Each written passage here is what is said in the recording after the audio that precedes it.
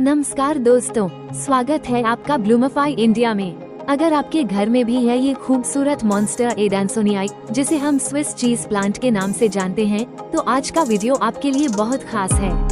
आज हम इस पौधे की करेंगे सही तरीके से रिपोर्टिंग और जानेंगे कौन सी मिट्टी इस्तेमाल करनी है, कौन सा गमला लेना है और रिपोर्टिंग के दौरान इसकी जड़ों को नुकसान से कैसे बचाना है। तो वीडियो को अंत तक जरूर देखिए।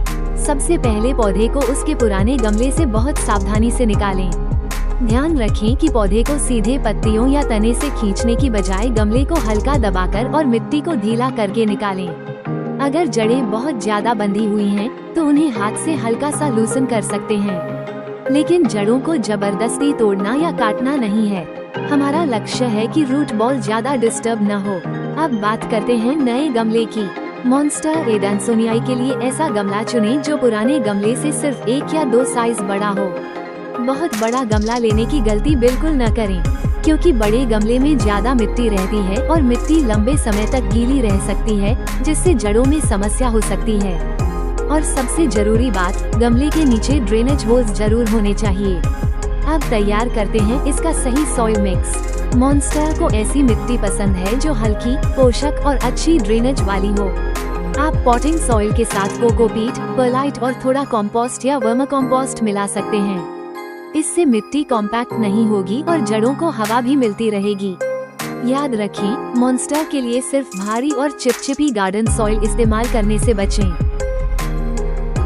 अब नए गमले में सबसे पहले थोड़ी सी सॉइल मिक्स डालें।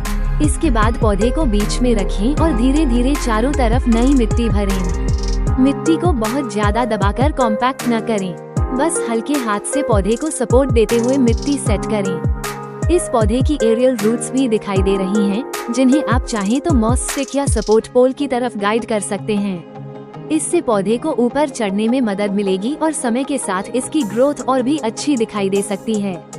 रिपोर्टिंग के बाद पौधे को तुरंत तेज धूप में न रखें। इसे ब्राइट इंडायरेक्ट लाइट वाली जगह पर रखें। अगर सॉइल मिक्स पहले से थोड़ा मॉइस्ट है, तो तुरंत बहुत ज्यादा पानी देने की जरूरत नहीं है। रिपोर्टिंग के बाद कुछ दिनों तक पौधे को ऑब्जर्व करें और फिर जरूरत के अनुसार वाटरिंग करें। तो दोस्तों, इस तरह आप अपने मॉन्स्टर एडांसोनियाई स्विस चीज प्लांट की आसानी से और सही तरीके से रिपोर्टिंग कर सकते हैं। पौधा अगर आपको यह वीडियो पसंद आया हो तो लाइक करें, शेयर करें और ब्लूमिफाई इंडिया को सब्सक्राइब जरूर करें। और कमेंट करके बताइए आपके घर में कौन सा प्लांट है जिसकी रिपोर्टिंग आप अगली वीडियो में देखना चाहते हैं। मिलते हैं अगली वीडियो में, तब तक अपने पौधों का ख्याल रखिए।